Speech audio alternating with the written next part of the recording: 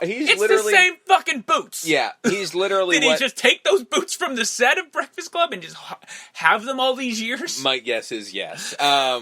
This looks like this is what happens when John Bender grows up to be a cop. I guess so. It literally is. You could connect them together very easily. You can make the whole thing of like he cleaned up, got out of his house, Illinois or wherever that. Yeah, Shermer, Illinois. Yeah, and moved to New York and became a cop. Because in his backstory, he was poor white trash. Well, hey, smoke up, Johnny. Yeah, maybe. I got a carton of fucking cigarettes. Maybe Bender's real name is Nick Peretti. Could be. We don't know. Might have changed his name. Yeah, he killed his father finally and changed his name to Nick Peretti. And moved to New York City. I'd believe it. We just wrote the sequel to fucking Breakfast Club. You prove me wrong.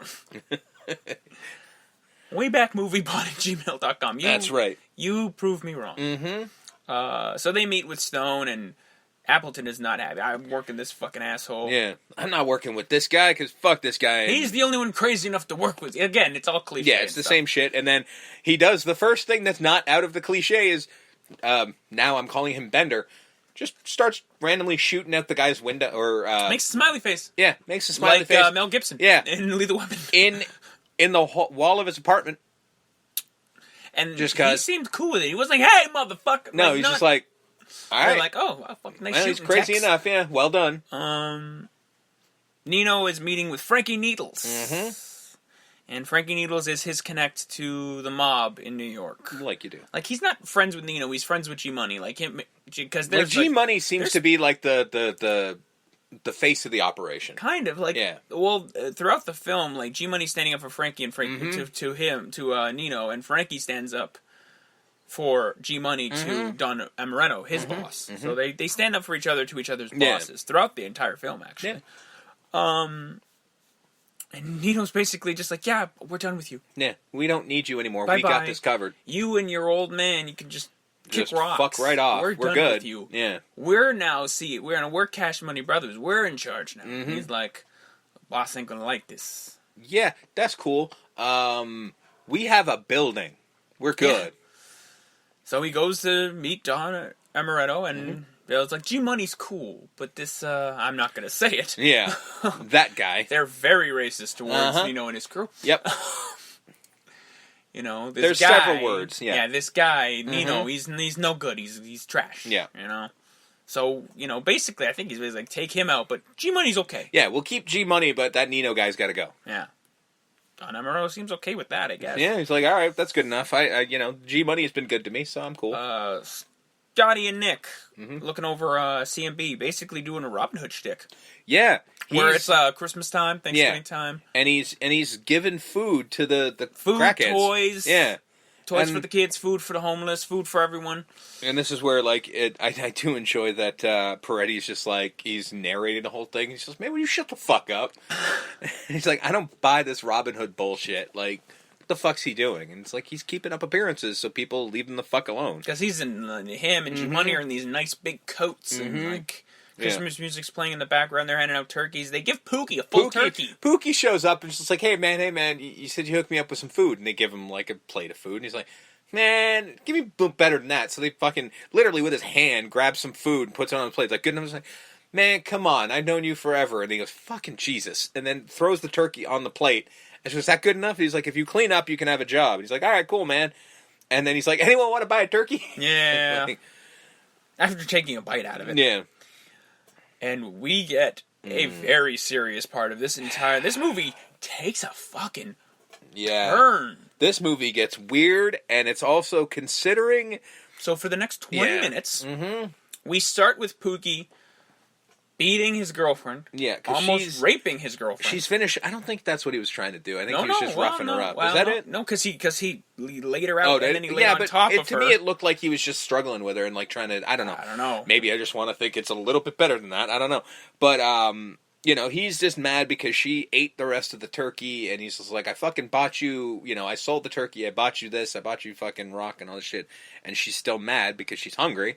And he just fucking loses his shit. And, at the same time, Scotty's come down and he's just like, fucking Pookie.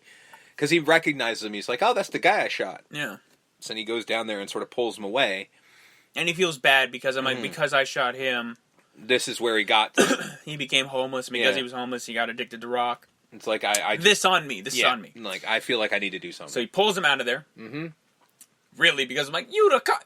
Son of a... And he's just like, shut the fuck up. These people don't need to know I'm a cop. Yeah. Pulls a gun, literally puts it puts it on his head. He's like, I will fucking kill you. They're like, I'm gonna blow your brains out right now if you don't shut up. And he's just like, what the fuck? And he's just like, and Chris Rock gives this amazing speech that a comedian should not be able to deliver, and delivers it better than some of the actors in this movie, and just goes like, crack's got me, man. I've tried to walk away, but it keeps calling me and calling me and calling me, and I just can't stop. Like, I can't do anything. I can't get away from it. Yeah, I just am what I am. He's like, I didn't want to hurt her. Because, again, this is where I think he was only trying to beat her. Because I think he's been just like, I didn't want to hit her. No, I'm not saying that he was, like... I don't think... Even if he was going that far... I don't think he was. I'm not saying that's the crack doing that. No, I know that. No, I know that. But I just don't think that's what his intent was in the scene, is what I'm saying. Pulls him in. Mm-hmm. Puts him immediately... Throws him into a rehab center. Yeah. So, and stays with him the entire time through all the withdrawals. Mm-hmm. He has him living at his place. Yeah.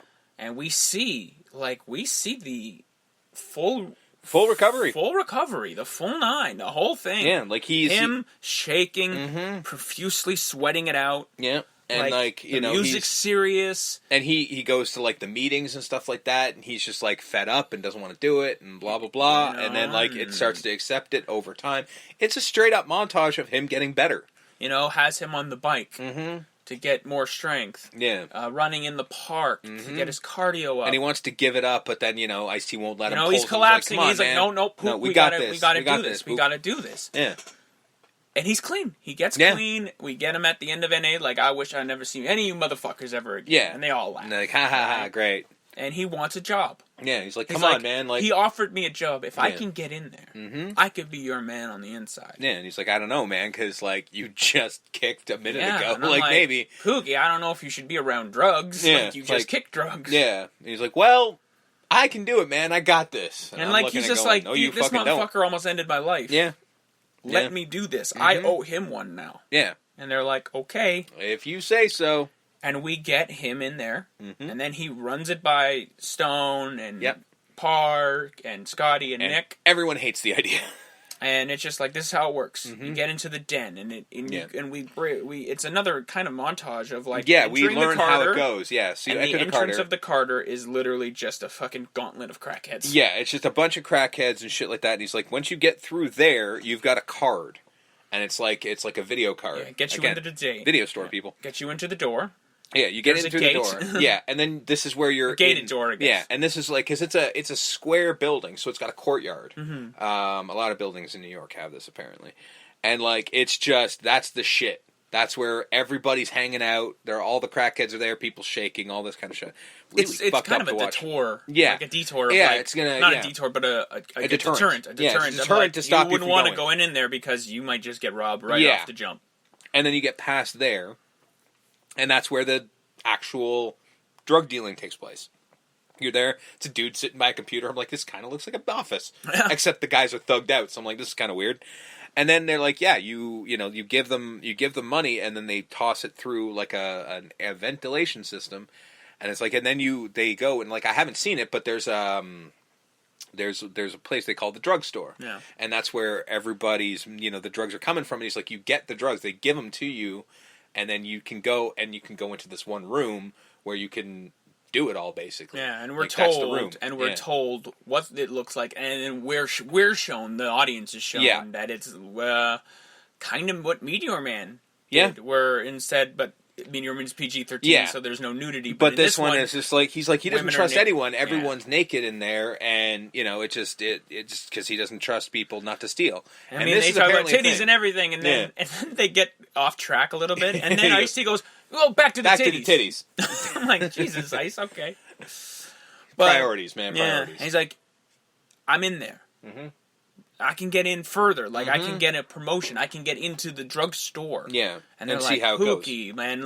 It's one thing for you to, be a drop guy for these guys, but you're going to actually get into the drugstore. You're going to be around... Yeah, you will be around you'll have your crack. fingers and hands on crack. You can't do this. I'll be fine. He's like, I got this, and they're out in the. I remember this very clearly because they're out on the beach, and Paredes like, this is fucking stupid. You shouldn't be giving it to him. And then Ice-T gives him a pep talk of like, you owe everybody.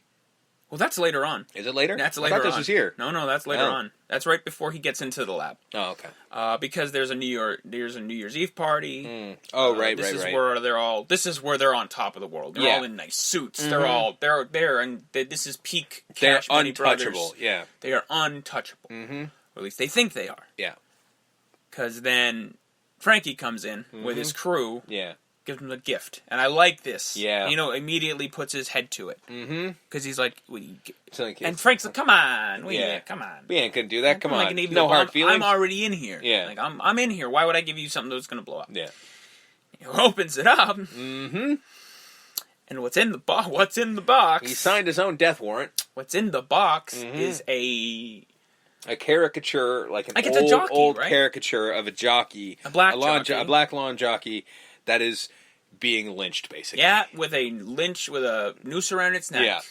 And he says a racist thing again. Mm-hmm. As you can imagine, this does not go over well. And they just pull guns. And I'm like, guys, I don't know if you're good at the math, but you walked into a room with about 5 or 6 people. Mm-hmm. You know each and every person in this room has some sort of gun on them because they're gangsters. Yeah. Gangsters don't usually walk around unarmed. Especially there's probably money and everything in the room. There's 3 of you. There's Frankie Needles and his 2 boys. Mm-hmm. And then you have the... balls. The... stupid. The gall. There you go. The stones. Yep. To give this man that... Yeah, and what did you think he was gonna do? And like call him boy and all that shit, all the horrible shit. Can I also point out that all 6 guys with the guns are also all black men? Yeah. Who, you might be trying to just piss off Nino. You're gonna piss off everybody. Keisha's in there, Dedaman's in there, G-Money's in there, a couple all other nameless with guns. Goons. You will not survive this. They're about to kill him, I think, but then he says no. He pulls out a knife. He chops his ponytail off. It's like a. As a symbol, message, a message, like this is. I could have killed you. I'm going to take this as a souvenir. Alec later on is like, no, I needed a haircut anyways. I'm like, okay, Frankie. That's your way of saving face. Good on you, buddy. You were almost dead. We meet Uniqua. Yep. And Nino is immediately smitten. Mm-hmm. He's like, who is that? And Stop the press. Yeah, who is that? Basically. Yeah. G-Money says he met her at one of Frankie's joints. Strip club, correct? Yes. Oh, she was definitely a stripper. We cut to the weirdest double date of all time. Mm-hmm. With G-Money, Uniqua, Nino, and Selena, where Nino makes his intentions known. Yeah. And so does Uniqua. Mm-hmm. Yep. And she basically goes, you need someone to bear your children, and then Selena gets mad because apparently G-Money told her that Selena cannot bear children. Why would you tell her this? Like, why would you tell... Like, I don't... They only known her for a minute. Like, why are you telling her personal stories? Selena freaks out. She leaves. Mm-hmm. And he's still fucking the other one. And then she just gets up and proceeds to strip. Yeah. For the room. Yeah. And she's doing it, and she's fucking Nino the entire time. Yep. And then G-Money's just like, man, you really should go and take care of your girlfriend. And he's like, yeah, you're probably right. Still staring at her. Yeah. But he's like, all right, I'll go. And we get Selena and Nino, and Nino basically says, I took you out of fucking nothing. You would have been nothing without me. The whole... He says, your mom was trash, your dad was trash, your life was trash, and then I came and saved you. So don't worry about what I'm looking at. Real asshole, real fucking... Just a real piece of shit there. And they're watching... Just trying to remind you he's the villain. Yes, they are. They're watching Scarface. Of fucking course. And then this is like Nino going like, I'm going to be Scarface. I'm top of the world. I'm like... You didn't see the end of that movie, obviously. No, he did, because he actually says, I'm not going to be stupid like him I ain't going and out end like up that way. P.S. Yes, you are. Because it almost seems like he stops at, like, a certain point in that film. He does. And it's like, and I guess it all worked out. Yeah, it really does seem like he just sort of gave it up. It's like, yeah, and he lived happily ever after. It's like, no. With billions of dollars. Yeah. Like, no. And a mountain of cocaine. Yeah, no. No, man. That don't go well, and how's it going to go for you, man? We get Stone and his crew. Park is wiring Pookie. Yeah. Pookie's like, it'll be fine. Pookie's wearing a belt buckle that is a camera. This is where we get them on the beach, and Stone has a baby.